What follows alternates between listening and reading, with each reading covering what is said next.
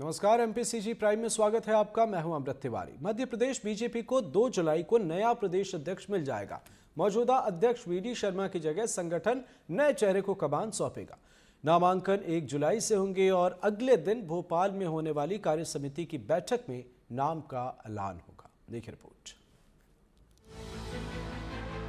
Madhya Pradesh BJP का अगला boss कौन होगा, ये 2 जुलाई को पता लग जाएगा।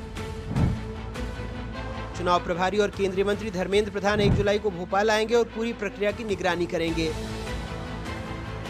सबसे मजबूत दावेदारों में नाम है दुर्गादास उइके का, बैतूल से सांसद और केंद्र में राज्य मंत्री। संघ की विचारधारा से जुड़े उइके को आदिवासी समाज का निर्विवाद चेहरा माना जाता है। गोंड समाज से आते हैं। विजय शाह के विवादों में घिरने से पार्टी को एक बड़े गोंड चेहरे की जरूरत भी है।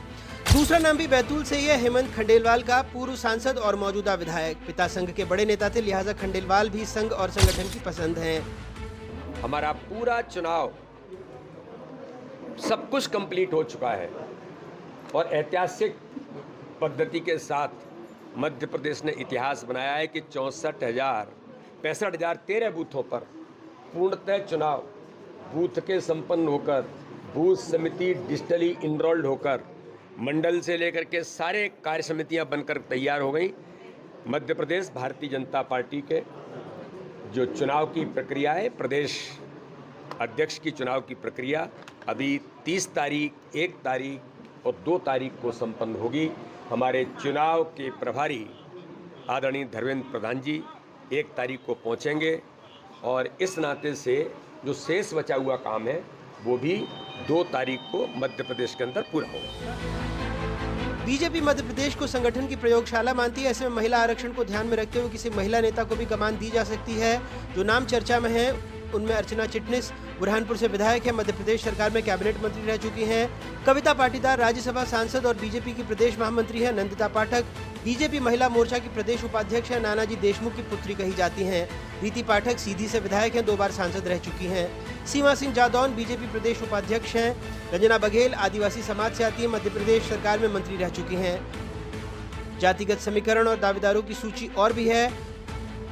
ब्राह्मण चेहरों में नरोत्तम मिश्रा और राजेंद्र शुक्ल, वैश्य चेहरे में हेमंत खंडेलवाल और सुधीर गुप्ता, क्षत्रिय में अरविंद भदौरिया और ब्रजेंद्र प्रताप सिंह, अनुसूचित जाति के नेताओं में प्रदीप लारिया, लाल सिंह आर्य, हरिशंकर खटीक, अनुसूचित जनजाति के नेताओं में गजेंद्र सिंह पटेल, दुर्गादास उइके और फग्गन सिंह कुलस्ते। ये नाम चर्चा में है क्योंकि राज्य में जातिगत समीकरणों ने इसे थोड़ा लंबा खींचा है। मध्य प्रदेश में कुल विधानसभा सीटें हैं 230, एसटी के लिए आरक्षित 47 सीटें हैं। बीजेपी से 24 आदिवासी विधायक चुनाव जीते हैं, कांग्रेस से 22, एससी के लिए आरक्षित 35 सीटें हैं जिसमें से 26 पर बीजेपी विधायक जीते हैं, कांग्रेस के 9। देखिए, नया तो कुछ नहीं होना है। भारतीय जनता पार्टी और उनका संगठन जिस तरीके से कार्य कर रहा है वो जनता भी देख रही है। सत्ता नहीं संभल रही है, संगठन भी नहीं संभल रहा है।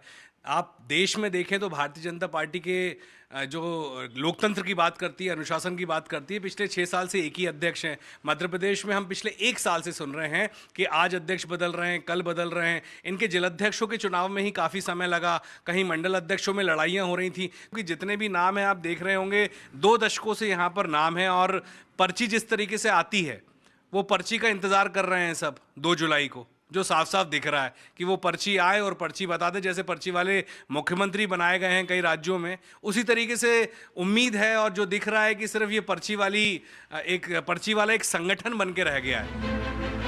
मध्य प्रदेश में बीजेपी ने 60 में 9 महिला जिला अध्यक्ष नियुक्त किए थे। नए प्रदेश अध्यक्ष के जिम्मे 2028 का विधानसभा और 2029 का लोकसभा चुनाव भी होगा। ऐसे में प्रदेश अध्यक्ष के चुनाव में सभी विधायक, सांसद, 115 पार्टी प्रतिनिधि, पदाधिकारी और 60 जिला अध्यक्ष मतदान करेंगे।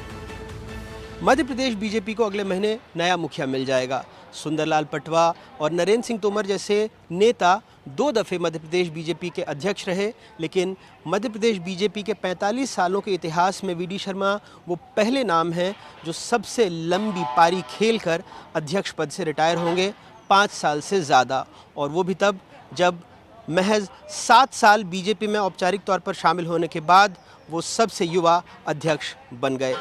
भोपाल से अपने कैमरा सहयोगी राजू बाथम के साथ अनुराग द्वारी, एनडीटीवी।